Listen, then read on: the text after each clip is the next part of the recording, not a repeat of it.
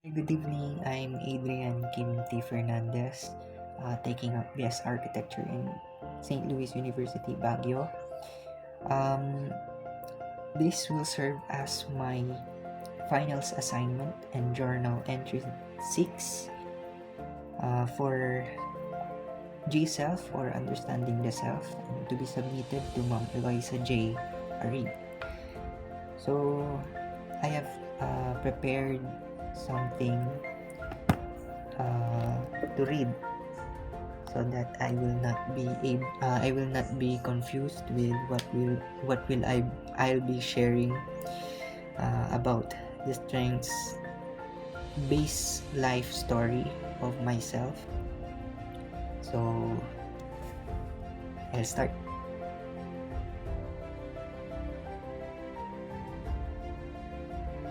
So growing old was never easy. In our lives, we encounter many problems, challenges, heartaches, disappointments, and failures.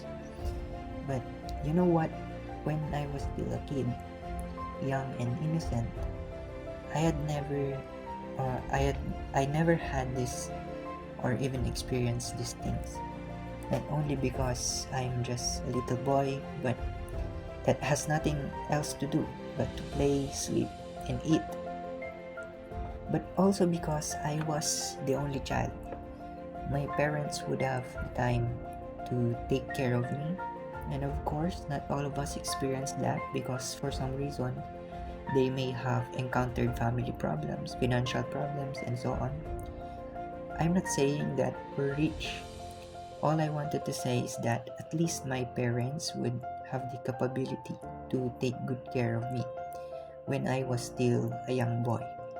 My parents work together to provide my needs. Though sometimes they experience shortcomings, but as a young boy, I would say that they didn't let me experience to be on that point that I have nothing to eat or whatsoever. And during those times, I have no responsibility at all compared to those at a very young age. They experience to be hungry, maltreated, etc.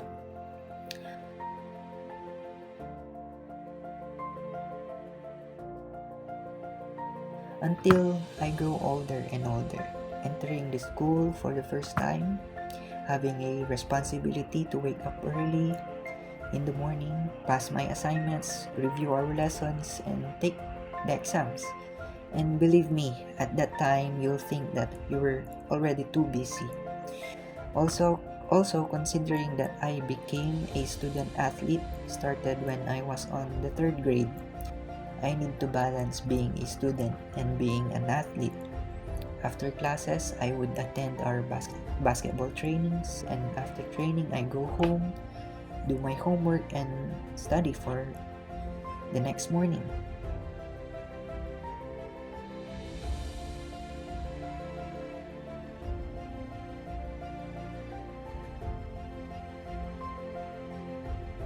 And as I jumped to another stage, entering my high school life, I faced new experiences, new lessons, and a greater responsibility. I joined once again the basketball team representing our school. I also joined chorale, dance troupe. I was even a member or officer of the Supreme Student Council, and also the president of the class, and later awarded as class president of the year. I would say that was really a hard and challenging one. If only I could divide myself during those times. But thankfully, through hard work, determination, dedication, discarte, and prayer, I was able to overcome these challenges and responsibilities that I am carrying during those times. And also, all this became possible because I followed what was taught to us by our basketball coach when I was still an elementary basketball varsity, and of course to those teachers that guided me, and my family that is very supportive ever since.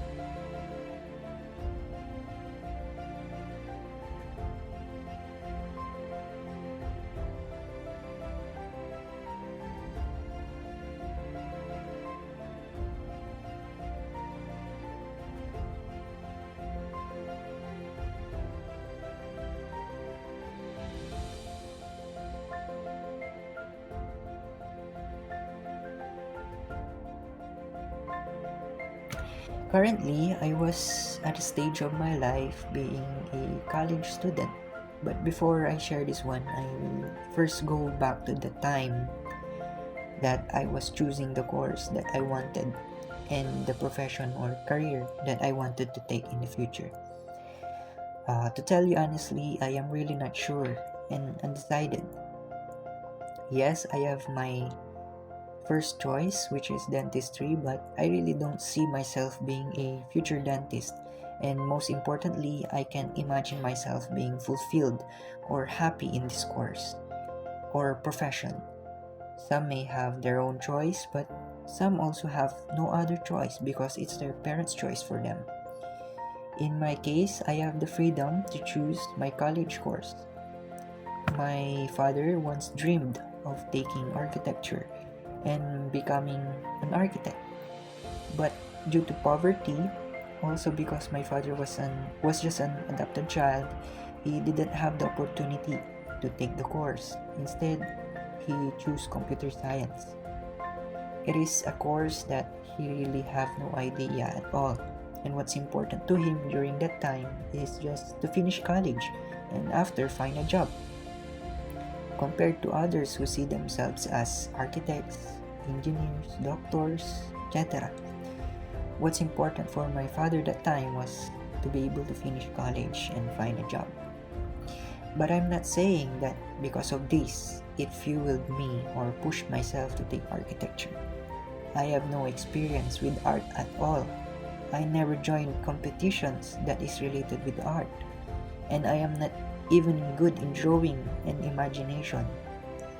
I could remember asking help from my father to draw my assignment when I was still elementary. But what pushed me to take this course? Honestly, I really don't know. I guess it was just a feeling. Something that's, God's purpose why I'm here today. And I would say that decision I made was never a regret. As I entered architecture school, I learned to imagine. I learned the different techniques to at least make a visual representation, a drawing. I learned the different strokes in drawing. I learned how a simple line would make the drawing better, that creates character to the design. I learned how to use or when should I use the different line weights. I learned perspective drawings and be able to understand them. I learned about the history of architecture. I learned theories of architecture and principles of design. I learned how to make the space look wider, taller. I learned the importance of design, the importance of having a firm or strong structure or building, a design that is convenient and functional to its users. From the standard height of kitchen countertops, standard dimensions of riser and tread of stairs, and the importance and scientific explanation behind those. I learned to draw and eventually become in love with this course. These different experiences and learnings became my inspiration. And then pandemic strikes. Lockdowns and safety protocols were implemented. No face-to-face classes. There were no open malls, playground, or basketball courts. Basically, I am just inside our house. I've felt discouraged and unmotivated with what is happening during those times until I tried to build a small business and create something. I started fabricating food carts that eventually became a furniture shop. Then later, I am now accepting minor home and commercial improvements, repairs and maintenance, handyman services, etc. I started with zero experience and a limited knowledge about fabrication, materials, and management. I started with no capital and just make use of our garage that serve as a space where we fabricate these projects. And with this, again, I faced new experiences and a greater responsibility compared before. I meet clients that are understandable, kind, clients that trust you, and also I meet clients that are very strict, especially at the time of its completion. But I am able to handle those people easily compared to what I experience from my family. At first, they doubt about your capabilities, and sometimes you hear hurtful words from them, saying, "What does your boss do? He doesn't know what he's doing. And what's important to you is to earn. You need to finish college first." Yes, this is kind of helpful, but what hurts me is that even your family will have that doubt over your capabilities, especially when you still have nothing yet to prove, and that money is the only important thing for you. I started my small business with nothing, and sometimes I am the one who worked just to finish the project at the given accomplishment date. I've worked hard not only because I want to earn, but because I get to understand how important it is to have a job for my workers. Some people may not see, but since I started the business, I also think of the people who work for me. That is also why I am sometimes not just giving incentives for them, but also I practice to share something for them, especially on Christmas. Also, to the clients who trusted, especially when I was still starting 3 years ago, I never forget them, and even the project was already done months or a year ago, I still thank them, message them, asking if there were no other problems after our project turned over, congratulating them for their achievements, especially those clients who also owns a business, and greeting them on their birthdays, and even at this time of holiday season. This became my happiness, inspiration, motivation, fulfillment, and this already became a part of me. People may not see the real purpose, but I know and believe that God put me in this situation not only for me to earn, but to provide good service for our customers or clients and build a good relationship with them and become a way, especially to people who work for me, to have something or food to take home with their families, because honestly, I have workers who are fishermen, tricycle drivers, trucking agent, farm helper, etc. And sometimes I talk to them, asking them, what if we have no projects? What do you do? How do you manage your daily expenses? And also, as their co-worker, I really felt bad about their replies, and you wouldn't also want to hear that from them, especially they are my people. And it let me feel that conscience or guilt every time they message me asking for any work or project and I have nothing to offer them. And it motivates me to push more on marketing and replying to every potential client. More than a worker and more than a customer, I treat them as a family because they played a big part not only to myself, building a good character as an owner of the business and as a citizen, but also to the success of this business, because I believe that when this became successful, it could also touch many lives, and it is also one of my dreams or goals in life.